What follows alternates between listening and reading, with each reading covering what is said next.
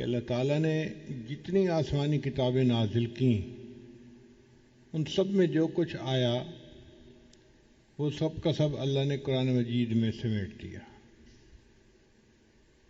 وہ تمام معارف، وہ تمام زندگی گزارنے کے اصول جو اللہ نے اپنی ساری کتابوں میں نازل کیے ان کو قرآن میں جمع فرما دیا، اور جو کچھ پورے قرآن میں اللہ نے جمع فرمایا اس کو سورہ بقرہ میں جمع فرما دیا، اور جو کچھ سورہ بقرہ میں اللہ تعالیٰ نے اتارا اس کو سورہ فاتحہ میں اتار دیا۔ سورہ فاتحہ کے کئی نام ہیں۔ فاتحۃ الکتاب یعنی باب الکتاب، کتاب کا دروازہ، کتاب کو کھولنے والی۔ انگلش میں جیسے پریفیس ہوتا ہے تو یہ پورے قرآن مجید کا نچوڑ ہے، اس کی سمری ہے سورہ فاتحہ۔ اس سورت کو نماز میں پڑھنے کا حکم ہے۔ یہاں تک نبی علیہ السلام نے فرمایا لا صلاۃ الا بفاتحۃ الکتاب، کہ سورہ فاتحہ کے بغیر نماز ہی نہیں ہوتی۔ چنانچہ علماء کہتے ہیں کہ اگر نماز میں سورہ فاتحہ پڑھ لی اور کچھ بھی نہیں پڑھا تو نماز ہو جائے گی، اور اگر سورہ فاتحہ نہیں پڑھی باقی سب کچھ پڑھ لیا تو نماز کو لوٹانا ضروری۔ اتنی اہمیت ہے اس کی۔ آخر نماز کی ہر رکعت میں اس کو پڑھنے کا کیوں حکم دیا گیا؟ اس کے اندر راز ہے۔ اس کو سورہ شفا بھی کہتے ہیں۔ صحابہ کرام فرماتے ہیں کہ جب ہمارے ہاں کوئی بیمار ہو جاتا تھا ہم سورہ فاتحہ پڑھ کے اس کو دم کرتے تھے، یا تو اللہ اس کو شفا دیتے تھے یا وہ اللہ کو پیارا ہو جاتا تھا۔ اتنی کثرت کے ساتھ اس کو پڑھ کے پھونکا جاتا تھا۔ عجیب بات ہے کہ اتنی اہم صورت ہے اور اتنی کثرت سے ہم پڑھتے ہیں، لیکن ہمیں اس کے مضامین کا احاطہ نہیں ہے۔ ابھی اگر کسی سے پوچھا جائے کہ آپ بتاؤ کہ سورہ فاتحہ پورے قرآن کا کیسے خلاصہ ہے تو پتہ نہیں ہوگا۔ اس لیے آج کے جمعہ میں اسی مضمون کو کھولنے کا ارادہ کیا۔ دیکھیں، قرآن مجید میں مختلف مضامین وارد ہوئے ہیں۔ مثال کے طور پہ اللہ رب العزت کی عظمت بیان ہوئی ہے، اللہ کی شان کبریائی بیان ہوئی ہے، اللہ تعالیٰ کی صفات کا تذکرہ، اللہ کی شان کا تذکرہ۔ تو جہاں بھی قرآن مجید میں یہ تذکرہ ہوا اس کو الحمد نے سمیٹ لیا۔ سورہ فاتحہ کا جو پہلا لفظ ہے نا الحمد، الحمدللہ، سب تعریفیں اللہ کے لیے ہیں۔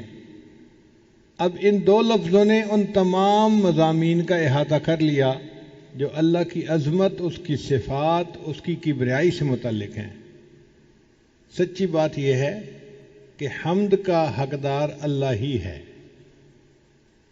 دنیا میں جو بندہ جس کسی کی تعریف کرتا ہے حقیقت میں وہ اللہ کی تعریف کر رہا ہوتا ہے۔ خاوند بیوی کی تعریف کرے اس نے اللہ کی تعریف کی جس نے اس کو بنایا۔ بیوی خاوند کے اچھے اخلاق کی تعریف کرے اس نے اللہ کی تعریف کی جس نے خاوند کو بنایا۔ ہم آسمان کی تعریف کریں، زمین کی کریں، سمندر کی کریں، درختوں کی کریں، پھولوں کی کریں، پھلوں کی کریں، وہ ان کے پیدا کرنے والے پروردگار ہی کی اصل میں تعریف ہے۔ تو تعریف اللہ تعالیٰ ہی کو سجتی ہے۔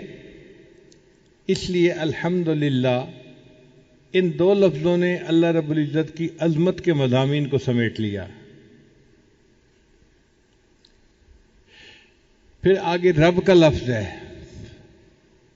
رب کا معنی ہوتا ہے آقا، مولا، کسی کو تربیت دینے والا، پالنے والا، اس کو رب کہتے ہیں۔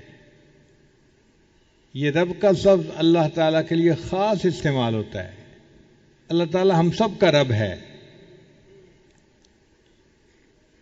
नबी अलैहिस्सलाम का भी रब अल्लाह है। और इस रब के मजमून के अंदर बहुत गहराई है। ये ऐसा वादा है कि अल्लाह ने इंसानों को दुनिया में भेजने से पहले उनसे लिया। हदीस पाक में आता है कि अल्लाह ताला ने आलम अरवाह में सब इंसानों को पैदा किया। उनकी शक्लें इंसानों वाली थीं मगर उनके जिस्म छोटे थे, जैसे चींटी छोटी सी होती है, इस तरह छोटे छोटे इंसान थे। फिर अल्लाह ताला ने उनसे पूछा, अलस्तु बिरब्बिकुम, क्या मैं तुम्हारा परवरदिगार नहीं हूं? तो नबी अलैहिस्सलाम ने सबसे पहले जवाब दिया, क़ालू बला, ए अल्लाह आप ही हमारे रब हैं। फिर आप सल्लल्लाहु अलैहि वसल्लम से जवाब सुनने के बाद सारे इंसानों ने अल्लाह की रबूबियत का इकरार किया।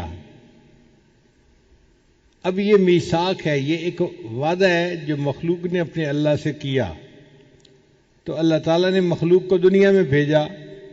अच्छा, मैं देखता हूं कि तुम दुनिया में जाके किसको रब समझते हो। अब हमारा सबसे बड़ा इम्तिहान जो दुनिया में है कि हम अपना पालने वाला किसको समझते हैं। बहुत सारे लोग समझते हैं कि हम खेती से पल रहे हैं, हम फैक्ट्री से पल रहे हैं, हम अपनी जॉब से पल रहे हैं, हम अपने कारोबार से पल रहे हैं। ये सब गलत है। पालने वाला कौन है? अल्लाह है। जिस तरह पहले जमाने में लात और मनात की नफी की जाती थी, उसी शिद्दत मद के साथ इसकी नफी करनी चाहिए कि हम फैक्ट्री से नहीं पल रहे, दुकान से नहीं पल रहे, खेती